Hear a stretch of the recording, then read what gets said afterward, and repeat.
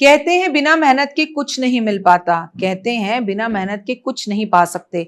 पता नहीं गम पाने के लिए कौन सी मेहनत की थी हमने जो हमें गम ही गम मिल रहे हैं।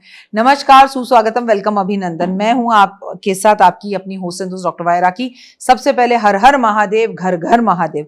महाशिवरात्रि की हार्दिक हार्दिक शुभकामनाएं। अब जिंदगी में आपके पास कितना सोना चांदी पैसा दौलत और कई घर पड़े हों, लेकिन अगर जब आप बीमार हो जाएं तो आप एक हॉस्पिटल के बिस्तर पर आकर ही लेट जाते हैं। और इसका प्रत्यक्ष प्रमाण हमने कोविड में देखा है, जहां लोगों को बिस्तर भी नसीब नहीं हुए।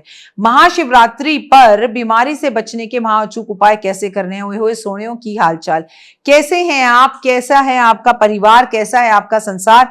महाशिवरात्रि पर ये उपाय जरूर करें। स्वागत, अभिनंदन करती हूँ आपके मेरे माता रानी के इस खूबसूरत से यूट्यूब चैनल पे। हमेशा से कार्यक्रम की शुरुआत बिलीव इन कर्मा।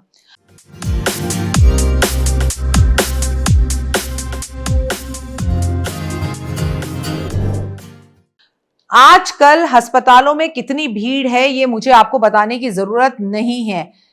आपको बता दूं कि एक बीमार व्यक्ति हॉस्पिटल में जाए तो ऐसा लगता है कि टेस्टों की झड़ी लग जाती है। ये टेस्ट, वो टेस्ट, वो टेस्ट, वो टेस्ट। 15 मिनट बाद आपको समझ में आता है, वो शिट, मैं इतना बीमार था, मुझे ये पता ही नहीं था। एक तो इंसान बीमार, ऊपर से पैसों की मार, मानसिक परेशानी, और उसके बाद इंसान का टूटा हुआ दिल और खाली होती हुई जेब, और घर वाले साथ में परेशान होते हुए। शरीर अगर आपका साथ ना दे तो जीवन बिल्कुल बेकार है। और आजकल लोगों को बीमारियां ऐसी हो रही हैं जो पैरों के तले जमीन खिसक देती हैं। नाम तक भी नहीं पता हमें। छोटे छोटे बच्चों को हार्ट अटैक हो रहे हैं, जवानों को कैंसर हो रहे हैं, लीवर किडनियां ऐसे ही फेल हो रही हैं। ऐसी इन बीमारियों का नाम जो हमने पहले जीवन में कभी नहीं सुना था। कहाँ इंसान की उम्र 100 साल थी और कहाँ इंसान आज 25-25 साल की उम्र में जिंदगी छोड़कर जा रहा है। लेकिन भगवान शिव कालों के काल हैं, इसलिए महाकाल कहलाए जाते हैं। इनकी कृपा अगर आप पर हो जाए तो छोटी मोटी बीमारियां तो कोई चीज ही नहीं है। आपके लिए गंभीर से गंभीर रोगों से आपकी जो है मृत्यु टल सकती है, उनसे मुक्ति मिल सकती है। तो मैं आज आपको बताने जा रही हूं कि किस तरह से महाशिवरात्रि पर अपने कष्ट और तकलीफों को दूर करें और अपने आप को निरोगी रखें। मनुष्य के हर कष्ट काटने वाली रात है। इस रात को महादेव की, महायोग की रात कहते हैं और इसे शिव रात्रि कहते हैं। हो सकता है महादेव की कृपा आप पर भी हो जाए।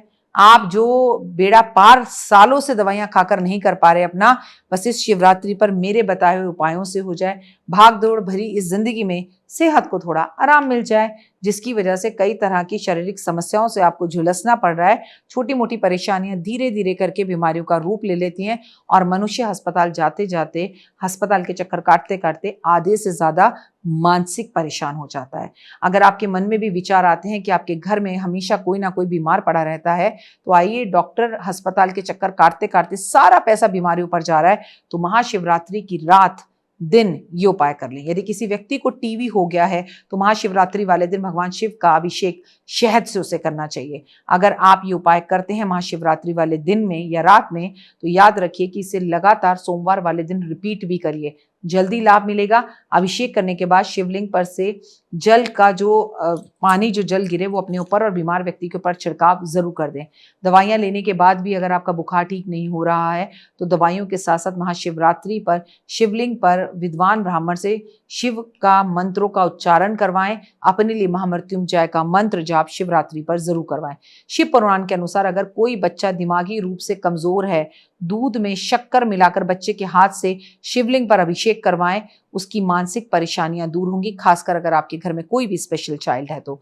अगर कोई भी व्यक्ति मेंटली परेशान है, उसको एंजाइटी और मूड स्विंग्स की प्रॉब्लम है, तो शिवरात्रि वाले दिन बेलपत्र अर्पित महादेव पर अर्पण जरूर करें और एक बेलपत्र उठाकर अपने गद्दे के नीचे वो पत्ता रख लें। शिव जी पे अर्पण करने के बाद तो आपको काफी हद तक मूड स्विंग्स और एंजाइटी से छुटकारा मिलेगा। जो लोग बार बार बीमार पड़ते हैं, महाशिवरात्रि वाले दिन धतूरा और भांग महाशिव पर अर्पण जरूर करें। आयुर्वेद में भांग और धतूरे को अशुद्धि बताया गया है। उसे शिवलिंग पे अर्पण करने से भगवान शिव की अति कृपा आप पर होती है।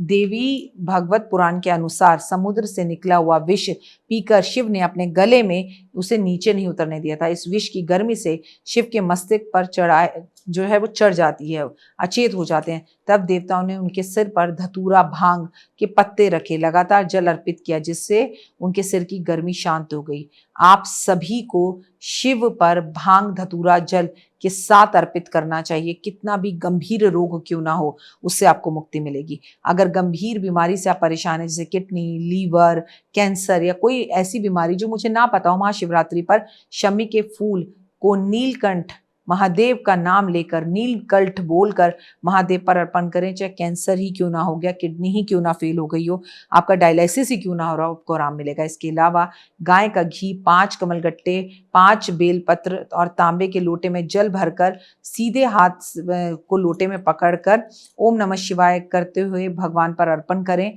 और आप देखेंगे कि आपके जीवन में किस तरह से बदलाव आता है।